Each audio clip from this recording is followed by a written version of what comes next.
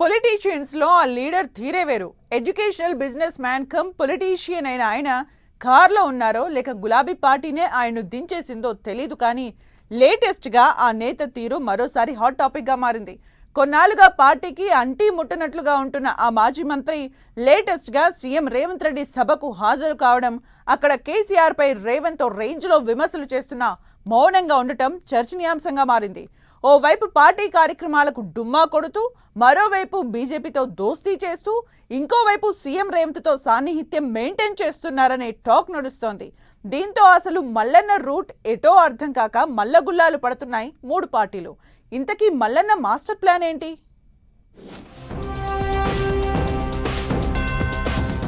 మాజీ మంత్రి మల్లారెడ్డి కారు దిగడం ఖాయమైందా? బీఆర్ఎస్ పార్టీనే ఆయనపై సస్పెన్షన్ వేటు వేయబోతోందా? రేవంత్ సభలో మల్లన్న మౌనం, బీఆర్ఎస్ లో దుమారం. బీఆర్ఎస్ యాక్టివిటీకి దూరం, బీజేపీ కాంగ్రెస్ తో సాన్నిహిత్యం. హస్తంతో దోస్తీనా, కమలం గూటికి చేరుతారా? మల్లన్న దారేటు. తెలంగాణ పాలిటిక్స్ లో చామకూర మల్లారెడ్డి రూటే సెపరేటు.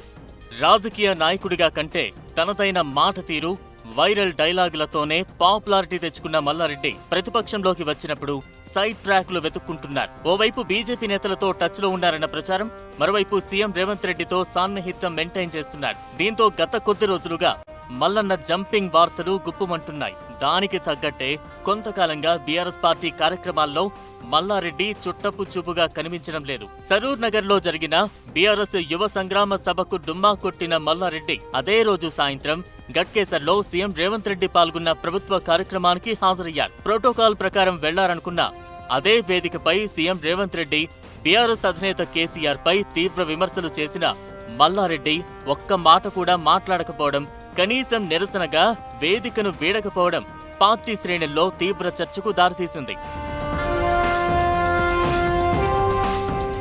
మీటింగ్ అయిపోయాక కూడా ఆయన సీఎం రేవంత్ రెడ్డి మాటలను ఖండించకపోవడంతో బీఆర్ఎస్ శ్రేణుల్లోనే మల్లారెడ్డిపై అసంతృప్తి వ్యక్తమవుతోంది. దీంతో ఆయన్ను పార్టీ నుంచి సస్పెండ్ చేయాలని గులాబీ పార్టీ అధిష్టానంపై కార్యకర్తలు ప్రెజర్ పెరిగిపోతోందట. అయితే మల్లారెడ్డి కూడా ఇదే కోరుకుంటున్నారని అంటున్నారు. తనంతట తాను బీఆర్ఎస్ కు రాజీనామా చేస్తే ఎమ్మెల్యే పదవికి రిజైన్ చేయాలనే డిమాండ్లు ఒత్తిడి పెరుగుతుందని భావిస్తున్న ఆయన సస్పెన్షన్ వేటుతో కారు దిగితే ఫ్రీ బర్డ్ అయిపోతానని స్కెచ్లు వేస్తున్నారట. మల్లారెడ్డి తీరుపై బీఆర్ఎస్ పార్టీతో పాటు రాష్ట్ర రాజకీయ వర్గాల్లో ఆసక్తికరమైన చర్చ జరుగుతోంది. కేసీఆర్ ను విమర్శిస్తుంటే మౌనంగా కూర్చోవడం పార్టీ విధేయతేనా అంటూ ప్రశ్నిస్తున్నారు. సోషల్ మీడియాలో బీఆర్ఎస్ నేతలు, కార్యకర్తలు తమ ఆవేదనను వ్యక్తం చేస్తున్నారు. కొందరైతే మల్లారెడ్డిని వెంటనే పార్టీ నుంచి సస్పెండ్ చేయాలని బహిరంగంగా పోస్టులు పెడుతున్నారు. ఈ వివాదానికి బీఆర్ఎస్ ప్రధాన కార్యదర్శి ఆర్ఎస్ ప్రవీణ్ కుమార్ స్పందన మరింత ఊపు తెచ్చింది. మల్లారెడ్డి వ్యవహారం తనకు ఆశ్చర్యం కలిగించిందన్నారాయన. రేవంత్ నిన్ను ఏం బ్లాక్ మెయిల్ చేశాడు మల్లన్న అంటూ మరికొందరు నేతలు సోషల్ మీడియాలో ప్రశ్నించడం చర్చనీయాంశమవుతోంది. దీంతో అసలు చామకూర మల్లారెడ్డి దారెట్టు అన్న చర్చ ఇప్పుడు ఊపందుకుంది. మల్లారెడ్డి పార్టీ మారుతారన్న ప్రచారం ఇప్పుడు కొత్తదేది కాదు. కాంగ్రెస్ ప్రభుత్వం ఏర్పడిన తొలి రోజుల్లోనే హస్తం వైపు అడుగులు వేస్తున్నారన్న ప్రచారం జరిగింది. ఆ సమయంలో కర్ణాటక ఉప ముఖ్యమంత్రి డీకే శివకుమార్ ను బెంగళూరులో కలవడం కూడా చర్చకు దారితీసింది. ఆ తర్వాత ఈ మధ్య కుటుంబ సభ్యులతో కలిసి ప్రధాని మోదీ జేపీ నడ్డాను కలిసి వచ్చారు. మల్లారెడ్డి కోడలు ప్రీతిరెడ్డి బీజేపీ కార్యాలయానికి వెళ్లడంతో జంపింగ్ టాక్ బలంగా వినిపించింది. అయితే తాము బీఆర్ఎస్ లోనే ఉన్నామని ప్రీతిరెడ్డి అప్పట్లోనే క్లారిటీ ఇచ్చారు.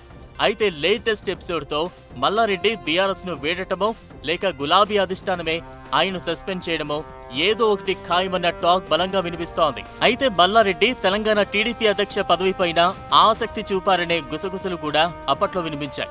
అందుకనుగుణంగా టీడీపీ జాతీయ అధ్యక్షుడు ఏపీ సీఎం చంద్రబాబును మల్లారెడ్డి ప్రత్యేకంగా కలవడం అప్పట్లో చర్చనీయాంశమైంది. ఇక రాజకీయ వర్గాల్లో మరో ఆసక్తికర ప్రచారం కూడా జరుగుతోంది. భవిష్యత్తులో తెలంగాణకు తానే ముఖ్యమంత్రి అని మల్లారెడ్డి సన్నిహితుల దగ్గర చెప్పుకుంటున్నారట. ఇది నిజంగా ఆయన రాజకీయ లక్ష్యమా లేక తన రాజకీయ విలువ పెంచుకునే ప్రయత్నమా అన్నది మాత్రం ఎవ్వరికీ అంతుపట్టడం లేదు. ఇప్పటికే కుటుంబ రాజకీయ భవిష్యత్తుపై కూడా మల్లారెడ్డి ఫోకస్ పెట్టారన్న ప్రచారం ఉంది. కుమారుడు కోడలికి బలమైన రాజకీయ వేదిక సిద్ధం చేయడానికే Mallareddy wait and see plan ను అమలు చేస్తున్నారట. రేవంత్ సభలో మల్లన్న మౌనం, బీఆర్ఎస్ కార్యక్రమాలకు దూరం, బీజేపీలో చేరిక ప్రచారం, సీఎం కలల గుసగుసలు, పార్టీలో ఆయనపై పెరుగుతున్న అసంతృప్తి ఇవన్నీ కలిపి చూస్తే మల్లారెడ్డి చుట్టూ రాజకీయ సస్పెన్స్ రోజురోజుకు మరింతగా పెరుగుతోంది. అసలు మల్లన్న మాస్టర్ ప్లాన్ ఏంటి? బీఆర్ఎస్ అధిష్టానం ఆయనపై చర్యలు తీసుకుంటుందా, లేక మరో రాజకీయ ట్విస్ట్ కు రంగం సిద్ధమవుతోందా అన్నది రాబోయే రోజుల్లో తేలనుంది.